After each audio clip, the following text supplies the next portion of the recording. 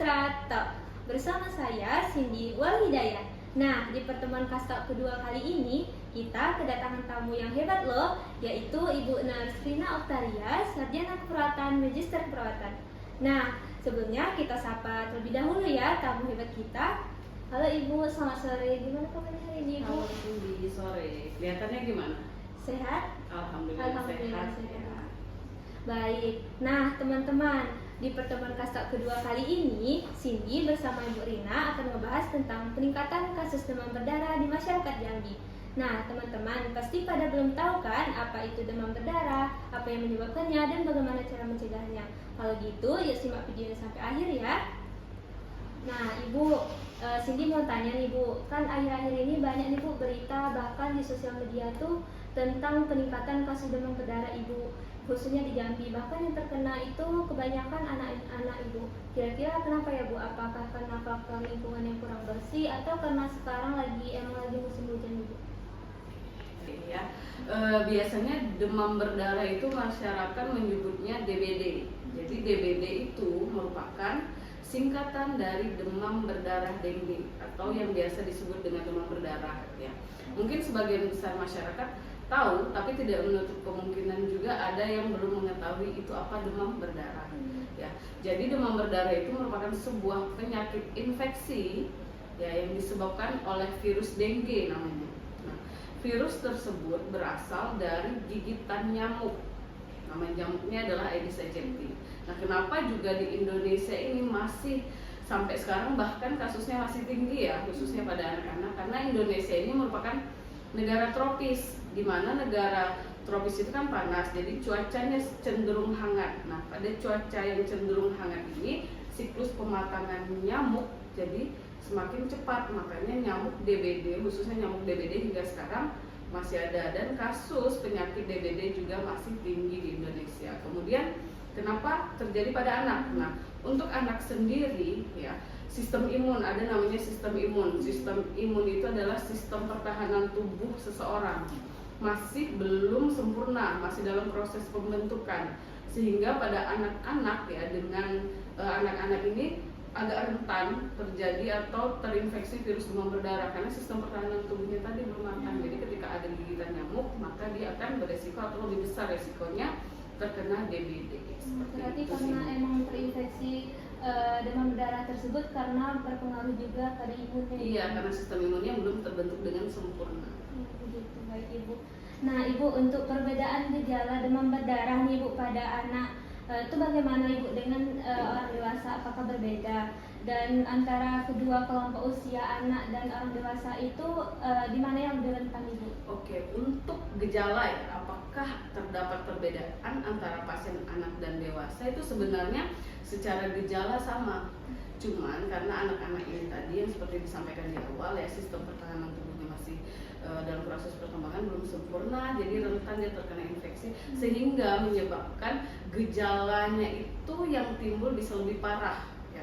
Nah, kita harus tahu dulu pertama, kalau ya seseorang terinfeksi virus dengue ini akan menyebabkan produksi trombosit ya di sumsum tulang itu akan berkurang sehingga bisa menyebabkan pembekuan darah itu tidak terbentuk sebagaimana mestinya. Jadi rentan terjadinya pendarahan. Ya, kenapa pada anak-anak yang mengalami demam berdarah itu biasanya terjadi pendarahan karena itu tadi trombositnya menurun ya, jadi dia gampang mengalami perdarahan dibandingkan dengan pasien dewasa. Nah, itu sih ciri yang membedakan kondisinya kan lebih buruk, seperti misalnya terjadi perdarahan yang bagaimana, bisa saja gusinya berdarah atau mimisan, atau bahkan kalau DBD itu kan khasnya adalah bintik-bintik merah ya di kulit. Nah, itu juga bisa. Jadi lebih membedakan kayak gejalanya bisa lebih buruk terjadi pada anak-anak. Kalau untuk secara umum kayak demam, kemudian nyeri sendi bisa sama kayak dewasa.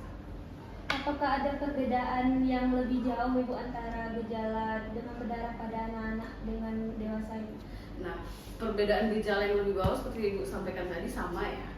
Nah, tetapi di sini bedanya adalah anak itu akan tampak sangat lemas. Nah, kalau kita melihat dari gejala DBD itu ya, sistem yang terjadi atau demam yang terjadi itu biasanya kan tiba-tiba mendadak dan tinggi ya 3 hari pertama ya. Jadi seseorang jika sudah terinfeksi gigitan nyamuk akan timbul gejalanya itu 2-14 hari setelah gigitan. Selanjutnya akan mengalami demam yang sangat tinggi ya, mengalami demam yang sangat tinggi. Nah, pada hari ketiga terjadi penurunan suhu tubuh yang sangat drastis. Nah, itu adalah ciri khas dari demam pada demam berdarah, yaitu demamnya menurun di hari ketiga, padahal itu adalah merupakan fase kritis. Nah, pada anak-anak itu bisa terjadi yang Ibu sebutkan tadi kayak perdarahan, jadi anaknya lemas seperti itu. Berarti ada ya Bu perbedaan gejala pada anak-anak dan ada. dewasa. Nah Ibu, kita masuk ke pertanyaan berikutnya. Kan akhir-akhir ini banyak Bu ya, terjadi banjir di kota Jambi. Apakah faktor lingkungan seperti banjir tersebut juga mempengaruhi peningkatan terjadinya penyakit demam berdarah ini Bu? Banjir ya sekarang, apalagi sekarang musim hujan ya. Iya. Pada saat lebaran, H-1 lebaran, di lingkungan sekitar rumah Ibu kan ada hujan deras, banjir juga ya. Jadi pertanyaannya, apakah banjir ini bisa menyebabkan demam berdarah? Pasti ya, karena penyebab utamanya adalah nyamuk Aedes aegypti yang betina. Nah, kalau kita banjir artinya terjadi luapan air yang berlebihan ya. Kemudian pada saat banjir atau airnya sudah surut akan mengakibatkan atau meninggalkan genangan-genangan air. Nah, disitulah nyamuk berkembang biak ya, sehingga jika terjadi banjir maupun hujan itu angka ya kasus atau penyakit demam berdarah ini semakin tinggi karena nyamuknya tadi mulai berkembang biak di kondisi yang demikian. Berarti emang karena genangan air tersebut Iya. karena kotor juga. Kotor juga ya, selain dari genangan air ya, lingkungan yang tidak bersih, misalkan menumpuk barang-barang di rumah misalkan yang tidak terpakai. Contohnya bagaimana, misalkan kita kan sering beli makanan ya, ada sisa-sisa kayak bekas makanannya plastik ya, ditumpuk-tumpuk itu kan nanti bisa itu tidak terpakai. Nah, ditumpukan barang tersebut yang tidak terpakai yang banyak itu juga bisa menjadi sarang nyamuk. Kemudian kurang menjaga kebersihan lingkungan, seperti di rumah itu ada penampungan air yang jarang dibersihkan, itu juga bisa menjadi sarang nyamuk, terutama sarang nyamuk demam berdarah. Nah teman-teman, didengarkan bahwa kebersihan lingkungan itu sangat penting, maka jaga kebersihan lingkungan ya teman-teman. Nah Ibu, kita masuk ke pertanyaan selanjutnya nih Ibu. Untuk tanda dan gejala awal dari demam berdarah itu sendiri yang sering kita tidak sadar itu bagaimana Ibu? Oke, pertanyaan yang bagus ya, karena angka demam berdarah ini tinggi dan selanjutnya juga angka kematiannya tinggi. Itu kenapa bisa terjadi? Karena kita tidak menyadari tanda bahaya yang terjadi pada anak, khususnya pada anak yang mengalami demam berdarah ya. Nah, seperti yang Ibu sampaikan di awal tadi, bahwasanya demam berdarah itu fase kritisnya adalah hari ketiga, di mana pada saat demam itu mulai turun. Nah, tanda bahayanya apa? Ketika anak ya demam tinggi selama 3 hari, hari ketiga turun, kemudian anak tersebut tampak lemas. Kalau pada umumnya, kalau demam yang terjadi pada anak, demamnya udah turun, pasti dia akan ceria lagi kan. Nah, kalau pada demam berdarah ini enggak, itu yang kadang orang tua miss ya. Dia berpikirnya bahwa oh anak saya udah tidak demam lagi, padahal anaknya udah lemas, pucat ya. Kemudian ibu juga pernah ada pengalaman, teman ibu ya, anaknya itu dibawa ke dokter untuk periksa darah. Katanya dia mengatakan anaknya demam hari ketiga, tetapi hasil labnya aman. Kan pada saat dipulangkan ke rumah atau pulang ke rumah, kondisi anaknya semakin drop dan akhirnya meninggal. Itu kan sangat kita sayangkan. Jadi intinya apa? Kita juga sebagai orang tua atau saudara ya, kita harus tahu bagaimana cara menghitung hari demam.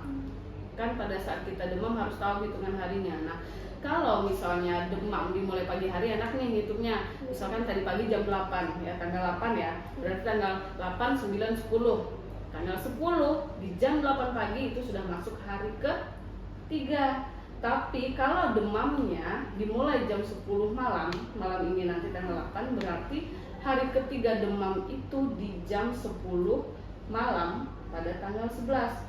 Nah, mungkin yang teman ibu tadi anaknya mulai demamnya malam, tapi diperiksanya hari ketiga pada saat pagi. Nah, sebelumnya itu kan nggak termasuk tuh, tidak masuk dalam hari ketiga, makanya hasil labnya masih normal. Itu terkadang yang menjadi banyak kecolongan oleh orang tua. Perhitungan hari demamnya belum pas, sehingga menyebabkan hasil pemeriksaan labnya belum mengarah ke situ, padahal udah demam berdarah anaknya seperti itu. Jadi itu sih yang harus diwaspadai atau yang harus menjadi perhatian oleh orang tua ya. Gejala yang ditimbulkan selain dari demam, bagaimana kondisi anaknya, lemes nggak dia pada saat demam sudah mulai turun, kemudian ada tanda-tanda perdarahan, misalnya bintik-bintik merah di kulit ataupun perdarahan mimisan, dan juga BAB-nya bisa juga sampai berdarah, ada lemes semua, jadi sendi seperti itu yang harus diperhatikan ya, supaya tidak terjadi komplikasi yang demikian. Seperti itu sih. Baik. Berarti selaku orang tua atau kerabat terdekat juga harus mengetahui ya Ibu untuk tanda dan gejala dari demam berdarah itu sendiri. Nah. Baik. Kita lanjut ke pertanyaan selanjutnya Ibu. Apa sih Bu dampak demam berdarah terhadap aktivitas harian khususnya pada anak-anak? Kan anak-anak seringnya kayak bermain di luar, belajar, juga beraktivitas sehari-hari Ibu. Itu apakah ada dampak besar terhadap anak Ibu? Oke, ya perlu diketahui ketika anak ya sakit akan beda kondisinya dengan kita orang dewasa sakit. Kita masih bisa melakukan aktivitas, artinya kita masih bisa terkesan kayak memaksakan, oh saya harus datang kerja walaupun dalam keadaan sakit. Tapi anak-anak berbeda, dia tidak akan bisa. Jadi akan terjadi perubahan fungsi ya dalam kehidupan sehari-hari atau pola aktivitasnya ketika anak tersebut demam. Ya, apalagi demam berdarah ini tadi seperti yang Ibu sebutkan, dia akan lemas, kemudian pucat, tentu akan berpengaruh terhadap aktivitas sekolahnya ya, kemudian belajarnya. Pada saat dia demam tentu dia tidak akan berkonsentrasi seperti itu dalam belajar, jadi belajarnya terganggu. Kemudian bermainnya bagaimana, jangankan untuk duduk ya dengan tenang ya, anak itu tidak akan bisa ketika dia mengalami sakit, apalagi untuk bermain seperti itu. Tentunya ya itu tadi ya akan terganggu lah ya ketika anak tersebut mengalami sakit, terutama yang DBD ini, karena kan ada virus yang masuk. Baik. Selanjutnya Ibu, untuk langkah terbaik yang bisa dilakukan oleh orang tua atau kerabat terdekat itu sendiri itu bagaimana Ibu untuk membantu dalam mencegah demam berdarah itu? Oke, untuk mencegah demam berdarah ya, nah kita tahu ya demam berdarah tadi dibawa oleh faktornya adalah nyamuk ya, sehingga kita harus mencegah perkembangbiakan nyamuk. Juga program pemerintah kan sekarang ada nih 3M+ ya, yaitu menguras, menutup, mendaur ulang barang bekas. Nah, kemudian penelitian juga menunjukkan ya bahwa anak yang rentan mengalami demam berdarah ini adalah usia sekolah. Kenapa usia sekolah? Karena kayak di sekolah juga nyamuk itu banyak berkembang biak, makanya anak usia 5 sampai dengan 14 tahun itu adalah usia yang rentan terkena demam berdarah. Secara data juga menunjukkan ya. Jadi apa sih peran serta orang tua ya yang bisa dilakukan? Yang pertama tadi ya ikuti program yang sudah digembar-gembar oleh pemerintah, yaitu 3M+, di mana menguras, menutup, mendaur ulang barang bekas. Nah, juga kita sebagai orang tua di rumah harus menjaga kebersihan lingkungan rumah ya. Minimalkan pakaian yang banyak ya, yang digantung banyak-banyak, itu kan bisa menimbulkan sarang nyamuk. Kemudian kayak barang-barang yang tidak terpakai yaitu bisa dibuang atau disingkirkan atau dibakar. Kemudian kayak penampungan air itu ya rajinlah untuk dikuras ya, supaya kita meminimalkan tadi perkembangbiakan nyamuk demam berdarah tadi di sini. Ya, jadi seperti itu, orang tua itu adalah hal yang harus dilakukan. Baik Ibu, berarti tidak jauh dari kebersihan lingkungan ya Ibu? Iya benar, kebersihan lingkungan. Nah Ibu, kita masuk ke pertanyaan terakhir nih Ibu. Apakah Ibu pernah mendampingi anak atau kerabat terdekat Ibu nih yang mengalami demam berdarah? Jika pernah, bagaimana Bu proses pemulihan hingga bisa beraktivitas seperti biasa Ibu? Oke ya, kalau untuk anak sendiri alhamdulillah semoga selalu dalam keadaan sehat ya. Belum pernah Ibu mendampingi baik anak maupun kerabat dekat yang mengalami demam berdarah. Tapi kan di sini Ibu sebagai dosen tentunya sudah ada pengalaman mendampingi mahasiswa yang praktik klinik di rumah sakit ya, khususnya di ruang anak. Itu ada yang mendapatkan kasus dari demam berdarahnya sendiri. Nah, pertanyaannya tadi adalah bagaimana proses pemulihannya ya. Nah, jadi untuk proses pemulihan demam berdarah itu terbagi atas 2, fase pemulihan dan juga masa pemulihan pasca demam berdarah. Nah, fase pemulihannya itu dimulai 48 sampai dengan 72 jam ya saat terkena DBD tadi. Nah, kita lihat dulu dari gejalanya, dia kan menimbulkan demam yang sangat tinggi. Kalau misalkan demam yang sangat tinggi tidak tertangani dengan baik, apalagi anak-anak, yang khawatirnya akan menimbulkan dehidrasi. Jadi hidrasi cairan atau asupan cairan yang cukup itu sangat dianjurkan. Nah, Ibu, kita masuk ke pertanyaan terakhir nih, Ibu. Apakah Ibu pernah mendampingi anak atau kerabat terdekat Ibu yang mengalami demam berdarah Ibu? Jika pernah, bagaimana proses pemulihan anak tersebut terhadap demam berdarah hingga bisa beraktivitas seperti biasa? Oke, ya. Kalau untuk anak ibu sendiri dan juga kerabat dekat, alhamdulillah belum ada yang terkena demam berdarah. Semoga selalu dalam keadaan sehat ya. Tetapi kalau untuk pengalaman, ibu kan sebagai dosen keperawatan anak pernah mendampingi ya pada saat mahasiswa praktik keperawatan klinik dan kasus kelolaannya adalah demam berdarah. Nah, bagaimana proses pemulihannya?